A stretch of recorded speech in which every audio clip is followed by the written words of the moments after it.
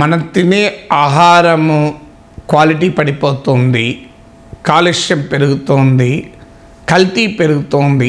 ఇవి రోజు మన వార్తలు చదువుతాం. అన్నిటికీ మించి మన తాతలు, నానమ్మలు, అమ్మమ్మలు చెప్తుంటారు, మీరు తినే తిండిలో బలం ఉందా, మేము ఇప్పటికీ ఇంత గట్టిగా ఉన్నామంటే ఆ రోజు ఆహారం ఇట్లుండేనా, ఆ రోజు బియ్యం ఎట్లుండే, ఆ రోజు కూరగాయలు ఎట్లుండే అని మాట్లాడుతుంటారు. ఇది మనకు సహజంగా పోషక విలువలు తగ్గిపోతున్నాయి, ఇమ్యూనిటీ పడిపోతుంది. ఇటీవల కోవిడ్ టైంలో అయితే అందరికీ సుపరిచితమైన the word of the year immunity. అది 2020లో మోస్ట్ పాపులర్లీ యూజ్డ్ వర్డ్. అంటే సామాన్య ప్రజల నుంచి మీడియా వరకు ఇమ్యూనిటీ, రోగ నిరోధక శక్తి. సో ఈ రోగ నిరోధక శక్తి అంటే ఏంటి, ఇమ్యూనిటీ ఎందుకు పడిపోతుంది అంటే మన శరీరంలో అనేక పోషక విలువలు ఉంటాయి, కీలకమైన న్యూట్రియంట్స్ ఉంటాయి. పొటాషియం, కాల్షియం, ఐరన్, జింక్, ఇవన్నీ కూడా ఎసెన్షియల్ ఎలిమెంట్స్ ఆఫ్ ఫుడ్. మన ఆహారం ద్వారా మన శరీరంలోకి ప్రవేశిస్తాయి. ఇదే కాకుండా మీకు ఎసెన్షియల్ ఎలిమెంట్సే కాకుండా బెనిఫిషియల్ ఎలిమెంట్స్ అంటే కొన్ని రకాల పోషక విలువలు కలిగిన మినరల్స్ మన శరీరంలో ఉంటే అది మనకు ఉపయోగకరంగా ఉంటుంది. అదే సమయంలో శరీరంలోకి కొన్ని రకాల ఎలిమెంట్స్ ప్రవేశిస్తే, మూలకాలు, రసాయనికాలు ప్రవేశిస్తే ప్రమాదం కూడా. ఉదాహరణకు ఆర్సెనిక్, మీకు క్రోమియం, బేరియం, అలాగే అల్యూమినియం, ఇలాంటివి మన శరీరంలో ప్రవేశిస్తే అది విషతుల్యం, టాక్సిక్ కూడా. అంటే మానవ శరీరంలోకి ఎసెన్షియల్ బెనిఫిషియల్ ఎలిమెంట్స్ అవసరము, అదే సమయంలో టాక్సిక్ ఎలిమెంట్స్ పోకూడదు. ఇది అప్పుడు మనిషి ఆరోగ్యంగా ఉండగలుగుతాడు. కానీ ఇప్పుడు జరుగుతున్నది ఇందుకు రివర్స్. ఎందుకంటే ఈ రివర్స్ అంటే మామూలు విషయం కాదు. దిగుబడులు పెంచుకునేందుకు కొత్త వరి, గోధుమ వంగడాల్ని మన వ్యవసాయ పరిశోధకులు విడుదల చేస్తూనే ఉన్నారు ఈల్డ్స్ పెంచడానికి. ఇది హరిత విప్లవం కాలం నుంచి చూస్తున్నాం. మరి ఈ ఈల్డ్స్ పెంచే క్రమంలో, ఈ జన్యుపరమైన మార్పులు తెచ్చే క్రమంలో జెనెటిక్ బ్రీడింగ్లో ఏం జరుగుతోంది అని 1960 నుంచి 2010 వరకు, 1960 నుంచి 2010, 50 ఏళ్ల పాటు వచ్చిన వివిధ రకాల రైస్ అండ్ వీట్ వెరైటీస్ను స్టడీ చేశారు.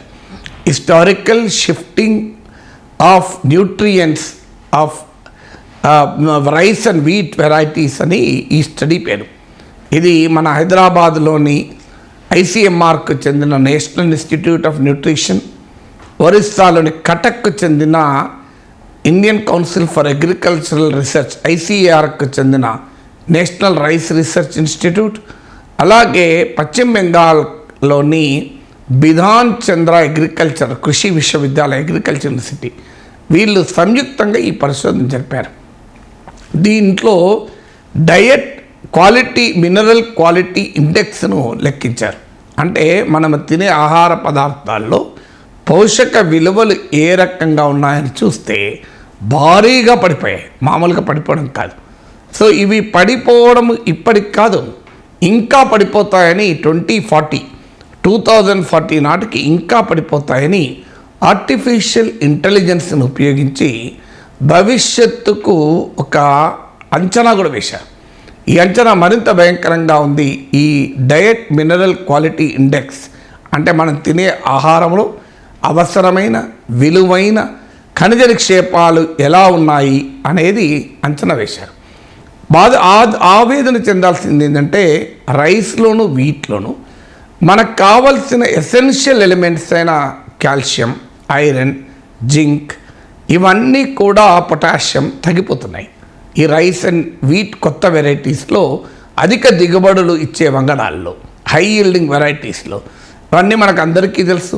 కాల్షియం తగ్గితే ఏం జరుగుతుంది, ఐరన్ తగ్గితే రక్తహీనత, అనీమియా వస్తుంది, కాల్షియం తగ్గితే క్రాంప్స్ వస్తాయి, మనకు బొక్కల్లో బోన్స్లో ప్రాబ్లం వస్తుంది.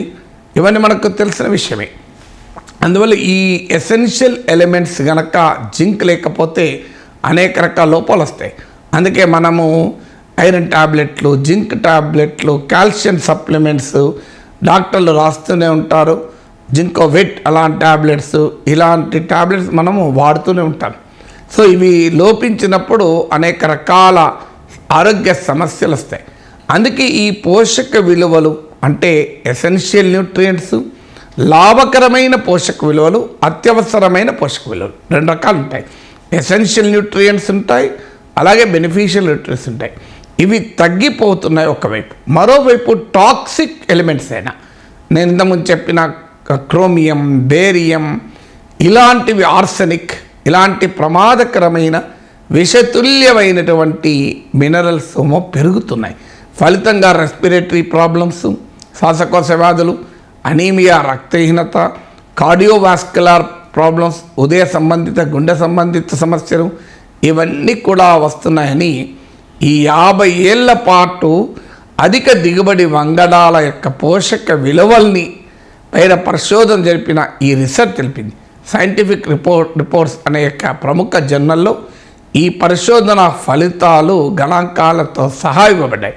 కన్ఫ్యూజింగ్గా ఉంటుంది కనుక కాల్షియం ఎంత తగ్గింది, జింక్ ఎంత తగ్గింది, ఐరన్ ఎంత తగ్గింది, పొటాషియం ఎంత తగ్గింది, మరి పెరిగింది ఆర్సెనిక్ ఎంత పెరిగింది, క్రోమియం, బేరియం, అల్యూమినియం ఎంత పెరిగింది, ఆ లెక్కలను ఇవ్వడం లేదు. స్థూలంగా అయితే అవసరమైన, అత్యవసరమైన ఎసెన్షియల్ ఎలిమెంట్స్, లాభకరమైన బెనిఫిషియల్ ఎలిమెంట్స్ తగ్గుతున్నాయి. ప్రమాదకరమైన విషతుల్యమైన టాక్సిక్ ఎలిమెంట్స్ అయితే పెరుగుతున్నాయి. ఈ ధోరణి మరింతగా పెరిగే ప్రమాదం కనబడుతోంది. ఇలాగే కొనసాగితే ఎన్నడో ఒకరోజు మనము బియ్యాన్ని, గోధుమల్ని వాడడమే మానవుడు మానేస్తాడేమో. తర్వాత 1500 ఏళ్ళకో 1000 ఏళ్ళకో మానవుడు ఒకప్పుడు బియ్యము, గోధుమలు లాంటివి తినేవారు అని మనము రాసుకోవాల్సి ఉంటుంది.